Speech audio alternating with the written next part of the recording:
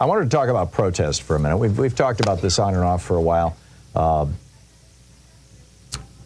I am of the opinion. I'm kind of torn on this because I see both sides of this.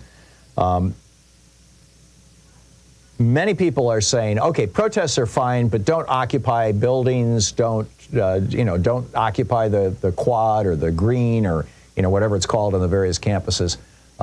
Others are saying, yeah, of course you should occupy these things. I mean, that's the finest tradition of protest. Absolutely, you should be occupying these things. And, I get both sides. I completely do. I do think, however, that the reality, the simple reality, is that the protest movements that have disrupted things, that have been inconvenient for people. Now, I'm not talking about hurting people. I'm not talking about, injuring people, killing people, beating people up.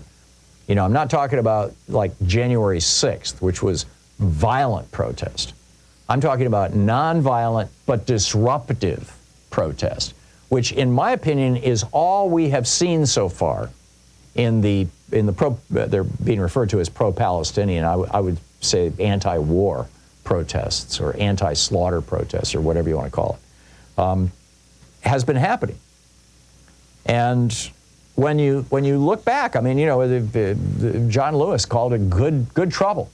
They occupied, as it were, they took over the Edmund Pettus Bridge when they marched across it. They shut down the bridge. And that was, in fact, that was the rationale that the police used to beat them and turn dogs on them. But we've got to balance the right to protest on the one hand and the right to safety on the other hand. But I'm not convinced or even slightly convinced that the right to safety has been substantially violated anywhere, even at Columbia University. Michael Moore talks about this in his Rumble podcast. He says, you have to take over the buildings. That's not violence. I hope it continues. I applaud every student who has taken a stand at their campus, graduation, or whatever. This is the purpose of democracy. And he blasted Eric Adams. He says, there's a misconception that we're disrupting. That's the point. We're here to disrupt. This is one of the protesters who said this. Like, thank you for saying we're disrupting, because that's the truth. We're here to disrupt your daily lives. We're here to show you the urgency. Michael Moore pointed out to Joe Biden, he says to Joe Biden, you're going to lose to Donald Trump if you don't change your Israel policy. And he points to the Michigan Democratic primary where Michael Moore had asked people in Michigan who were concerned about Biden's Israel policy to vote in the primary, but not to vote for Biden, to vote uncommitted. And 100,000 people did in Michigan, which is a huge warning. And he ends by saying, if you haven't started in a campus at your college, do it. Meanwhile, at UCLA, the chancellor of the university and the police department, this is I think, a really good point, a really good sign.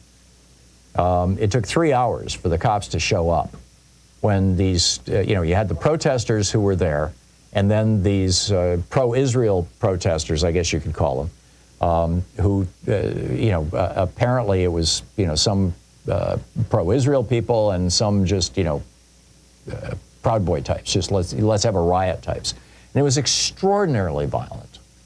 Now, the violence wasn't coming from the pro-Palestinian people. The violence was coming from the pro-Israel people.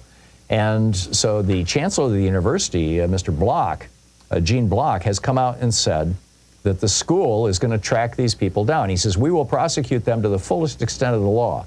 And we have also connected with the FBI about possible assistance. He's also reached out to the Los Angeles Police Department asking for help identifying these people. They're turning over campus security. They're looking at vehicles that might have been in the area. They're looking at license plate readers near the campus. A lot of these protesters are seriously pissed off that the cops took so long to show up. And I'm with them. I completely understand. So we'll see where this goes, but it's a mess.